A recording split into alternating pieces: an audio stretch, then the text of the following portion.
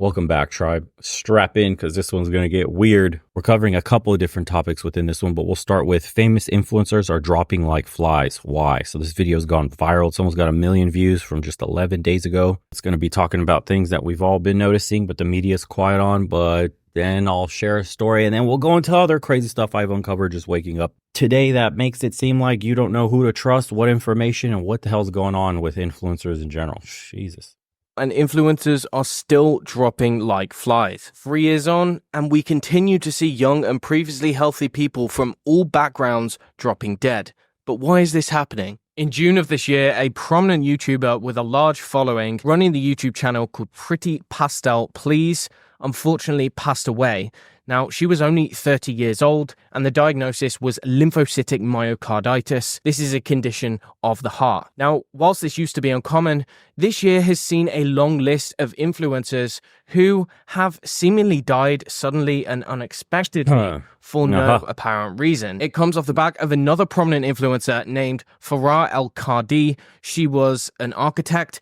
She died of a cardiac arrest while she was on vacation in the same month. Now, she was only slightly older at 36 years old. And just 3 years older than her, viral TikTok influencer Dr. Tatiana Guluarte sadly passed away a few months just before in March. Now, it doesn't seem as though the cause of death was reported for this one, although there is a report of a potential brain aneurysm. We also saw the death of yet another influencer in the same month. This was after a year-long battle with cervical cancer, which was pretty fast-acting, and she was only diagnosed the year before. Her name was Jessica Petway, once again, just 36 years old. A lady from Brazil who ran a similar channel. She had a large following. She was 35 years old. She also died of a heart attack at the start of December. Also in Brazil, this time last year, Larissa Borges, she died of a double cardiac arrest. So we're starting to see a very strange pattern here. Women in their early to mid 30s primarily, who are passing away for seemingly uncommon and rare conditions. I mean, it's just a coincidence that some of these influencers were publicly advocating for a certain medical procedure. And it's clear now that news outlets are forced to report on this. They simply cannot deny it. So here we have women's heart attacks rising, particularly among those 30 to 50 years old. So this is definitely a thing, guys. The same goes for turbo cancers. In fact, if we look... Turbo cancers, that's a new one. I have a story to share here.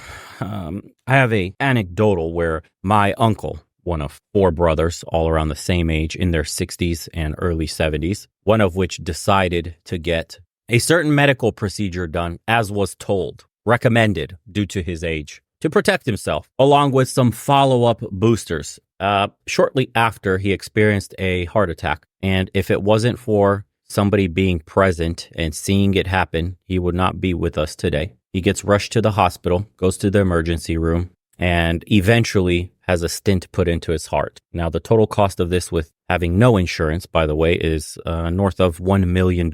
He is a debtor now for $1 million in the United States healthcare system. I'm not saying this was tied to his procedure. What I'm saying is he is one of 4 brothers, all around the same age, is the only one that has experienced a heart attack. My father chose not to get the medical procedure done, nor my mother, nor myself, because my parents grew up under communist Eastern Europe times and understand government propaganda, are already distrusting of government agencies in general and the state as a whole, given the conditions that they were forced to grow up under. And so they decided against it and said it was all too familiar with what they've seen in the past growing up in communist Eastern Europe. Of course, that sentiment wasn't shared amongst all the brothers, and the one that decided to get the procedure, stuff had happened to his heart, and now he has a stent put in, regardless.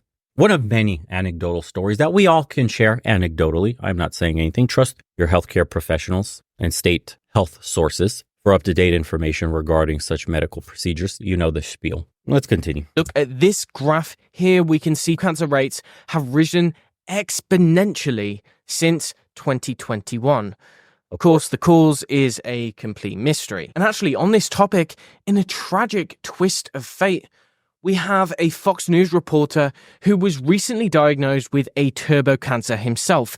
And the crazy thing is, his wife was also diagnosed with cancer By the way, for the men looking for women to date, this is probably going to become a important topic to, have a discussion about with your potential date is if you've had certain medical procedures done because of the long-term effects on your partner's prospective health or the health of your children. So we don't know what the long-term consequences of some of these procedures, but certainly given my anti-commie parents' upbringing, which they've instilled in me, I knew to look for women, and currently I'm dating one that has not had certain medical procedures done themselves. I think that's an important topic to discuss, and one men should be filtering for because it does affect a whole host of biological functions like fertility, childbirth, children's health in the future, yada, yada. I mean, it goes on and on. We don't know. It's going to take years for us to really find out the damage of experimental medicine on people. We'll see. Let's continue with the reports and see what's kind of going on. Not long before. I mean, so you have this couple who have both got cancer and are both battling it simultaneously. I mean, this is really tragic for the family, but what are the chances of that? I don't know about you guys, but looking at this graph, I can see one thing which might be able to explain it. But it's not just turbo cancers, is it? It's also conditions of the heart, which are apparently also spiking. So, according to this article, scientists are puzzled because of a spike in heart disease deaths since the pandemic. They're puzzled.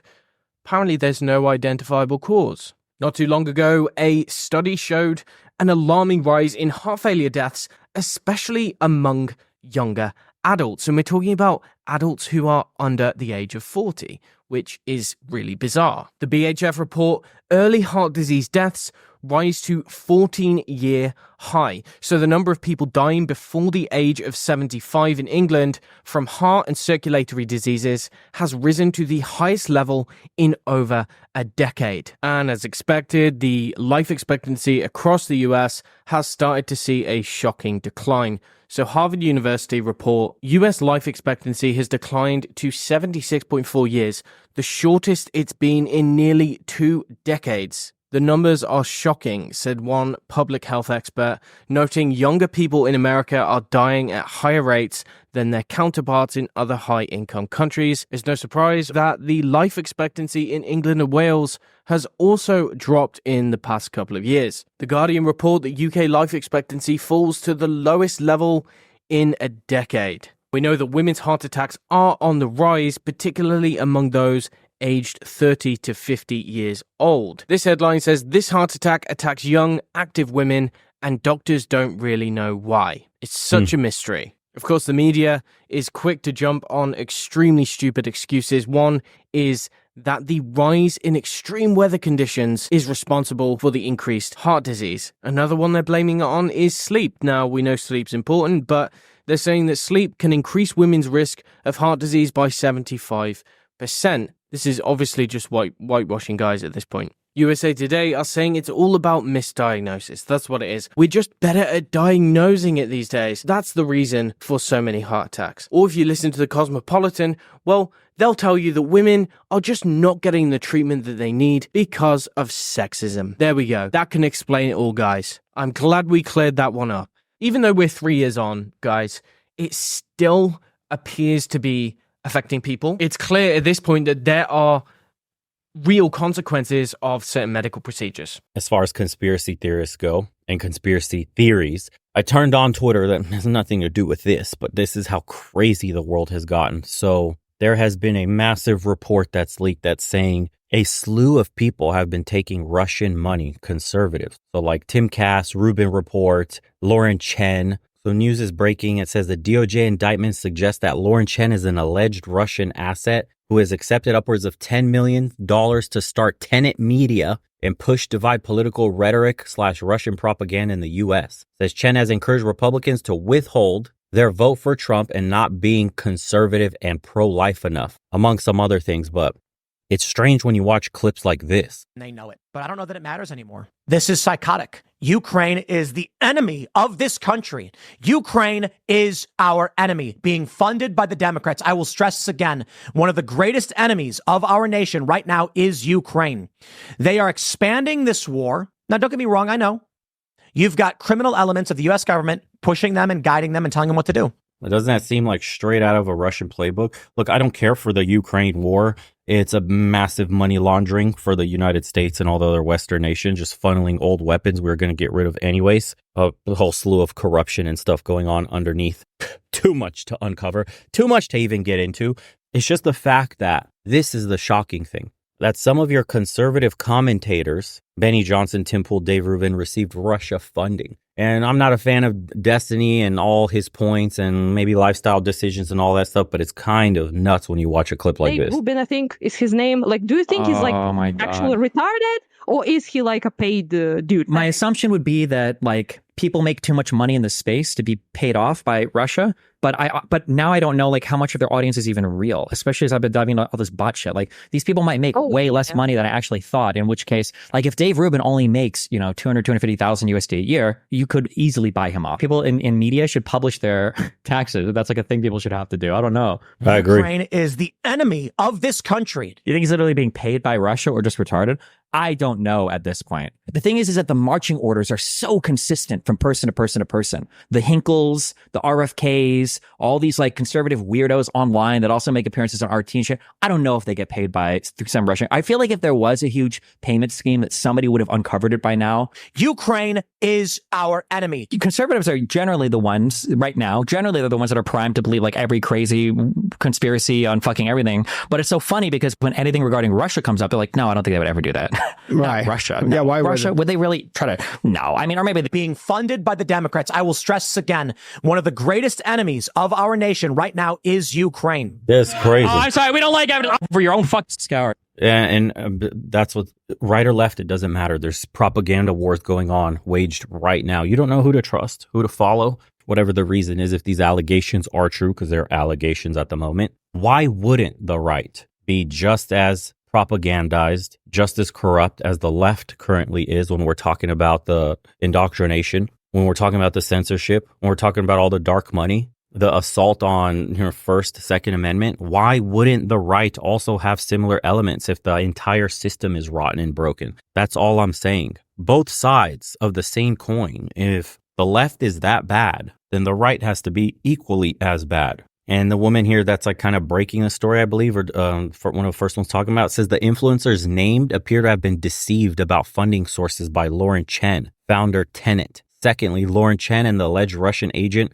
receiving millions. Oh, the alleged Russian agent receiving millions for propaganda, allegedly, has actively been discouraging votes for Trump and dividing the right. Read the indictment. And I used to watch Lauren Chen. I watched a few clips of Tim Pool when he had certain guests on. I've seen Dave Rubin on a bunch of other topics as well. And who do you trust these days in the media, man? Someone says here, Lauren Chen posted this while taking 10 million USD in black bag payments from Russia to promote propaganda for dictatorships that regularly threaten to nuke America. AIPAC is a lobbying organization that represents a foreign nation and funds or targets members of Congress based on loyalty to said foreign nation. If you support it, just say that. Wow. It says founder one is Lauren Chen, who gained these contacts when she worked for Russia Today between March 2021 and February 2022. Holy crap. Damn. The rabbit hole is so deep, boys. This is just scratching the surface of what I've been reading lately.